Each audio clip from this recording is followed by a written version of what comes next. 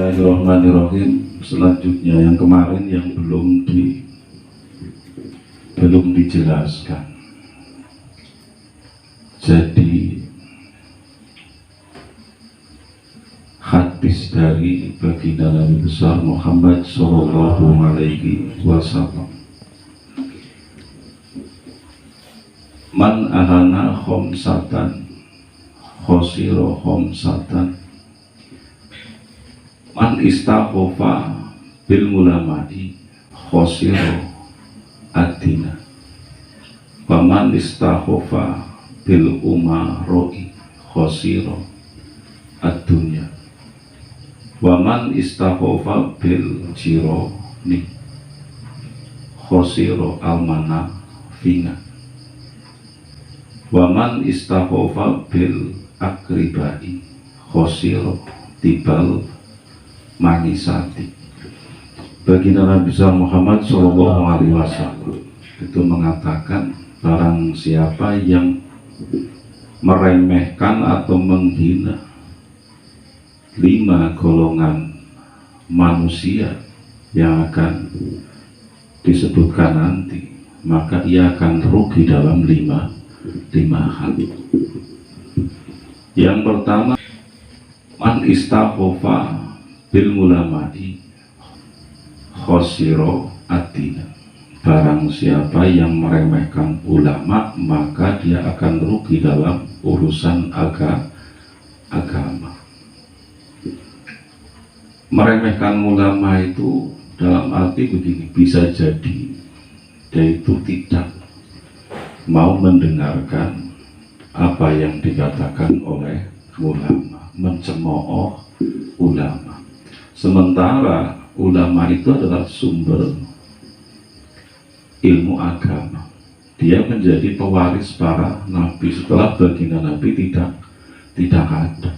Ketika dia sudah meremehkan ulama, tidak mau mendengarkan ulama, cenderung mencemooh ulama, tentu dia kan tidak mau belajar dengan ulama, tidak mau menuntut ilmu dengan para ulama, tidak mau mendengarkan makalah atau perkataan ulama. Tentu dia akan merugi sendiri, karena pada akhirnya dia akan bodoh dalam pengetahuan agama.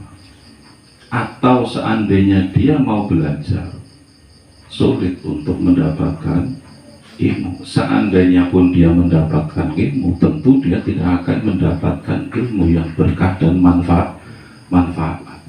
Makanya hati-hati, jangan meremehkan ulama, jangan mencemooh ulama, jangan menghina ulama. Kita punya kewajiban mengagungkan mereka, memuliakan mereka karena ilmunya, karena amal ibadahnya. Kebanyakan wong sing alim kan ahli ibadah. Paham ya? Jadi wong itu dikatakan ahli ibadah ketika dia menguasai terhadap pengetahuan yang berkaitan dengan ibadah tersebut. Paham? Tidak dikatakan orang yang ahli ibadah walaupun dia barangkali rajin jamaah, rajin membaca Quran, rajin puasa, ketika dia tidak alim di dalam bidang-bidang ibadah yang dia kerjakan. Paham betul? Contohnya begini, sampai sholat saja tidak menguasai, syarat rukune ora patia paham, syarat saya ora patia paham, cara khusyuk bagaimana, cara hudurul qalbi ngalal marom bagaimana, tidak begitu paham.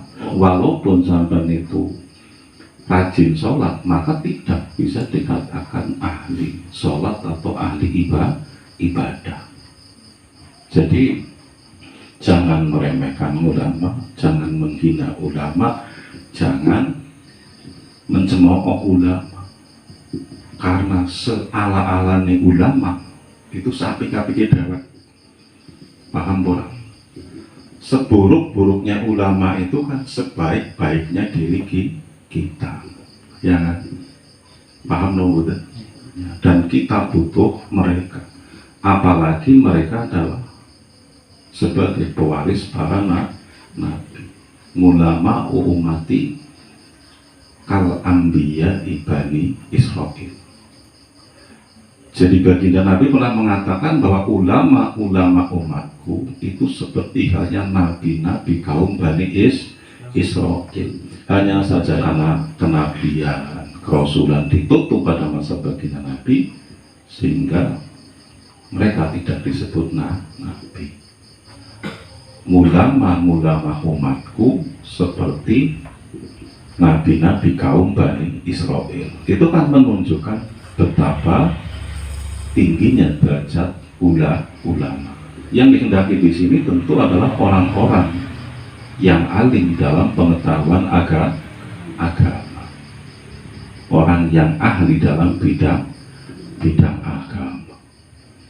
Jangankan kita menghina atau mencemooh, kita tidak sedih saja ketika ada orang alim meninggal, kita dikatakan munafik. Gak apalagi seandainya kita membenci mereka, memusuhi mereka, mencemooh mereka, dosanya kayak apa? Wong tidak sedih saja ketika ada ulama meninggal, orang alim meninggal, itu dihukumi munafik. Sampai tahu kurung hadis itu, man lam yahjan bimautil ngalimi fahuwa munafikun. Barang siapa yang tidak merasa susah ketika ada orang alim meninggal, maka ia munafik. Ngeri orang. Sampai kurungu anak kiai meninggal, ada kiai wafat, ada ulama meninggal dunia, sedih orang. Pernah tidak? Burung tahu kan? Tapi anak artis mati, kenapa sampai sedih? Krungu idolane sampai meninggal sing dadi artis, sedih kan? Sedih orang. Kata-kata kan sedih. Waduh, idolane mati. Ya kan? Jadi anehnya ketika ada artis meninggal, sedih, susah, idolanya meninggal, sedih, susah, tapi anak kiai wafat, ada ulama wafat, tidak sedih, orang susah. Sebab nopo kecintaannya terhadap mereka kurang, ya kan? Adanya rasa sedih itu kan karena tumbuh rasa cinta. Ketika sampai cinta dengan ulama, tentu akan merasa sedih. Padahal meninggalnya ulama itu sama saja dengan meninggalnya alam. Maksud orang, artinya ketika ada ulama meninggal, berarti berkuranglah orang yang menyebarkan pengetahuan agama, orang yang bisa ditanya tentang masalah-masalah agama, yang dampaknya tentu akan menjadikan generasi selanjutnya atau masyarakat pada umumnya ini bodoh. Dan akhir zaman, jangan heran ketika ada banyak ulama yang meninggal, karena itu menjadi tanda dekatnya kiamat. Di dalam hadis itu kan salah satu tanda kiamat itu sudah dekat, ilmunya Allah itu dicabut, dihilangkan. Paham? Nah, ilmunya Allah itu dicabut, dihilangkan, bukan berarti kitab-kitab kemudian tidak ada tulisannya. Quran tidak ada tulisannya. Tidak seperti itu. Tapi salah satunya adalah dicabutnya nyawa orang-orang alim, orang-orang yang ahli dalam bidang agama. Sehingga ketika ulama meninggal, berkurang, maka dampaknya adalah yang ada masyarakat itu bodoh dalam masalah agama.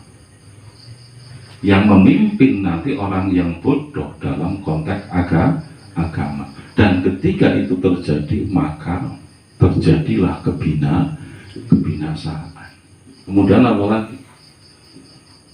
Anak-anak muda, generasi yang akan datang malas belajar tentang pengetahuan agama, malas ngaji, malas sinau nanggone bababan agama, sehingga menjadi generasi yang bodoh.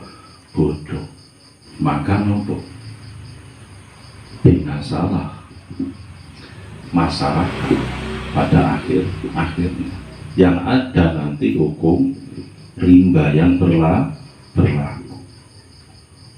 Wis ora ngerti halal haram, wis ora ngerti antara yang hak dan yang batil, tidak mengetahui mana yang baik dan mana yang buruk. Itu kan tanda kebinasaan umat manusia. Jadi kembali lagi, tugas kita adalah di samping berguru kepada para ulama yang dalam arti benar-benar ulama, ngaji kepada mereka, juga kewajiban kita adalah menghormati mereka, mengagungkan mereka, dan mencintai mereka. Pernah kan saya katakan bahwa menurut Habib Umar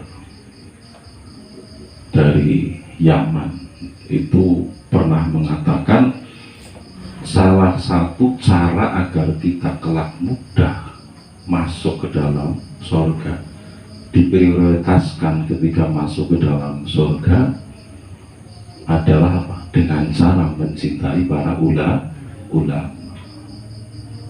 mencintai kiai, mencintai ustadz, orang-orang yang ahli di dalam bidang agama. Sebab tadi saya katakan seala-alane ulama niku seapik-apike dewek. Ini yang pertama. Jadi ketika seseorang itu menghina ulama, meremehkan ulama, maka dia akan rugi dalam urusan agama.